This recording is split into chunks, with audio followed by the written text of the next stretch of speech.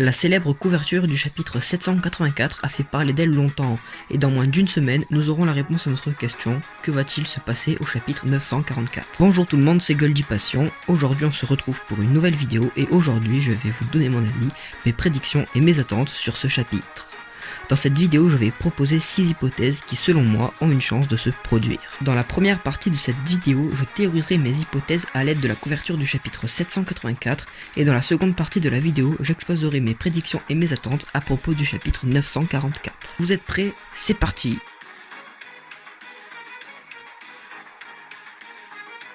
C'est une théorie énormément connue, mais je me dois quand même de vous démontrer les éléments qui laissent penser ça pour ceux qui ne sont pas à jour. Dans la couverture du chapitre 784, on peut voir tous les Mugiwara de Luffy à Brook. Pour le moment, rien d'inhabituel, mais si l'on observe attentivement, on remarque un détail. Zoro, bien qu'au premier plan, est mis à l'écart. Il est le seul des 9 Mugiwara à être assis sur une tombe, et sur cette tombe, il est écrit 944, d'où le célèbre chapitre 944. Mais ce n'est pas le seul élément qui laisse présager sa mort. Le dos de son t-shirt porte une tête de mort et 4 mots. 2 d'entre eux nous sont cachés. Quant à ceux qui nous sont révélés, on peut lire Ultimo Mejor, ce qui en français veut dire meilleur adversaire. Zoro tomberait alors sur un adversaire plus fort que lui et trouverait la mort. Mais attention, il y aurait un réel combat, car Zoro ne se laisserait pas faire, ce qui est représenté par le fait que Zoro essaye d'enlever le chapeau à tête de mort du zombie avec qui il boit. Ce qui pourrait être représenté par le fait que Zoro essaye de repousser la mort qui plane au-dessus de lui. Dans cette illustration, tout porte à croire que Zoro va mourir. Pourtant, un élément contredit tout: la mort de Ace. Lorsqu'Ace est mort, Luffy était dévasté et n'a pu se relever que grâce à Rayleigh et Jinbei. Sa mort était bénéfique à l'histoire et à Luffy.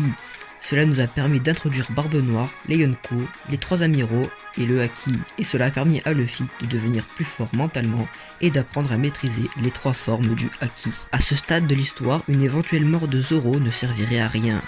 La mort d'Ace est le chemin qu'Ace a choisi de prendre de son plein gré, alors que Zoro a rejoint l'équipage sous demande de Luffy. En quelque sorte, Luffy est responsable de la mort de Zoro. Si Zoro était mort exécuté dans les premiers chapitres de One Piece, là il n'y aurait pas eu de problème, car Luffy ne lui avait encore rien demandé.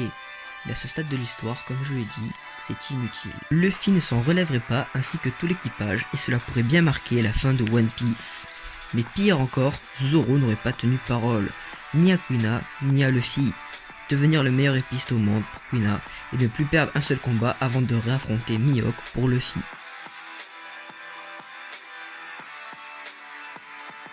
Là encore, c'est une théorie très connue. Si nous analysons l'image différemment, on interprète tout différemment. Le Ultimo Mejor avec la tête de mort signifierait alors la mort du meilleur adversaire de Zoro, la mort de Mihawk. 944 évoquerait alors, comme pour Ace vs Stitch, un chapitre à part pour Mihawk vs Shiryu. Cette théorie est renforcée par toutes les croix rappelant les armes de Mihawk et le cimetière rappelant son environnement habitable. Mais cette théorie a plusieurs points faibles. Premièrement, pour moi Shiryu n'est pas du niveau de Mihawk, et donc il ne pourrait pas le vaincre en 1v1, même avec son fruit du démon. Pour rappel, Shiryu est moins puissant que Magellan. S'il le bat, ce sera avec l'intervention de Barbe Noire et son équipage, un peu comme Barbe Noire vs Barbe Blanche. Et si c'est le cas, Zoro affrontera Shiryu pour venger Mihawk, mais il ne pourra jamais devenir le meilleur épéiste, car Shiryu n'avait pas le niveau. Deuxièmement, d'après ce que nous savons, Shiryu ne veut pas devenir le meilleur épéiste au monde, donc il n'a aucun intérêt à affronter Mihawk. Mais encore une fois, nous sommes limités en connaissances. Troisièmement et dernièrement, nous savons que Teach et son équipage chassent les utilisateurs de fruits du démon. Il n'y a alors quasiment aucune chance qu'il y ait un affrontement entre eux. C'est pour moi le gros point faible de cette théorie. Mais ne vous inquiétez pas, si vous voulez un affrontement, en voilà un.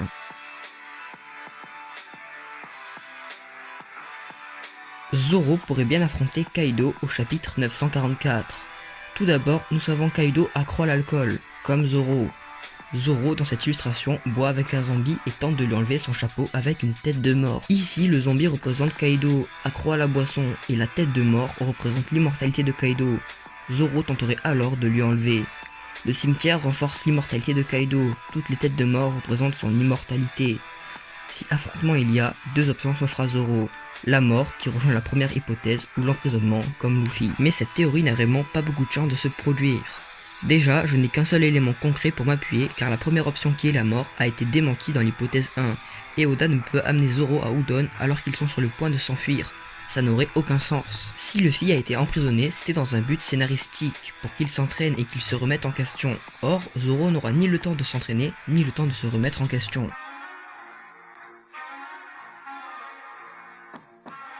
Cela pourrait très bien être un troll d'Oda, cela pourrait être un chapitre comme les autres. Sur la croix au premier plan, il est écrit December 20 944, ce qui aurait pu correspondre à la date de publication du chapitre 944, mais la date ne correspond pas. Oda aurait alors laissé tous ces indices pour se jouer des lecteurs. Mais si cette hypothèse est vraie, cela lui ferait perdre beaucoup de lecteurs, et puis à quoi bon nous hyper pendant tant d'années pour au final nous dessiner un chapitre banal? Non, si c'est bien foreshadowing qui date de plusieurs années, cela ne ferait que renforcer sa légende. Oda n'a aucun intérêt à nous troll.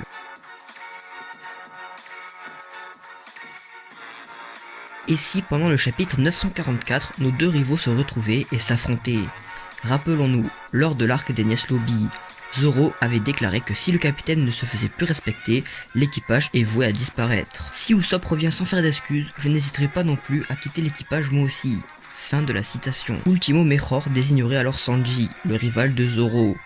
La tête de mort signifierait la fin d'une rivalité, la fin d'une amitié. Ce combat aura un vainqueur. Sur les 9 Mugiwara présents dans l'illustration, ils sont les seuls à être en contact avec un zombie, sont les seuls à boire et semblent se regarder. Cela les met à part, comme si Oda voulait les écarter de l'équipage. Mais je vous rassure, je ne valide absolument pas cette théorie.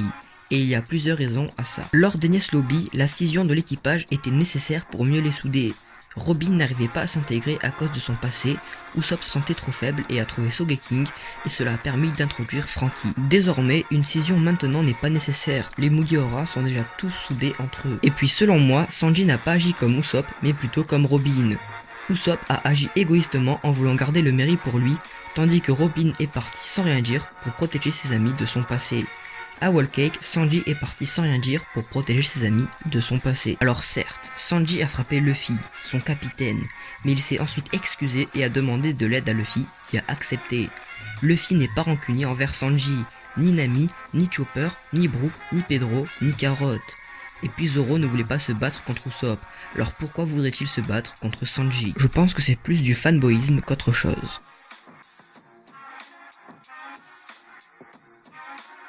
En vue des récents éléments que je vais émettre plus tard et l'aide que va pouvoir m'apporter l'illustration du chapitre 784, il se pourrait que l'on découvre les origines de Zoro au chapitre 944. Sans rentrer dans les détails, Zoro s'est fait voler Sushui, le sabre de Ryuma, et ce sabre a été ramené sur la tombe de Ryuma, qui est considérée comme une légende à Wano Kuni. Le décor de la page de couverture du chapitre 784 fait étrangement penser à un cimetière, ce qui bien sûr fait penser à la tombe de Ryuma. Les zombies de Thriller Bark nous évoquent Ryuma et Sushui. Les symboles du t-shirt de Zoro signifieraient alors la mort du meilleur épéiste, car oui, rappelons-le, Ryuma était dans son temps considéré comme le meilleur épéiste au monde. Le chapitre 944 pourrait alors s'ouvrir sur Zoro qui arrive sur la tombe de Ryuma pour récupérer Sushui et découvrirait le vrai nom de Ryuma, Roronoa Ryuma.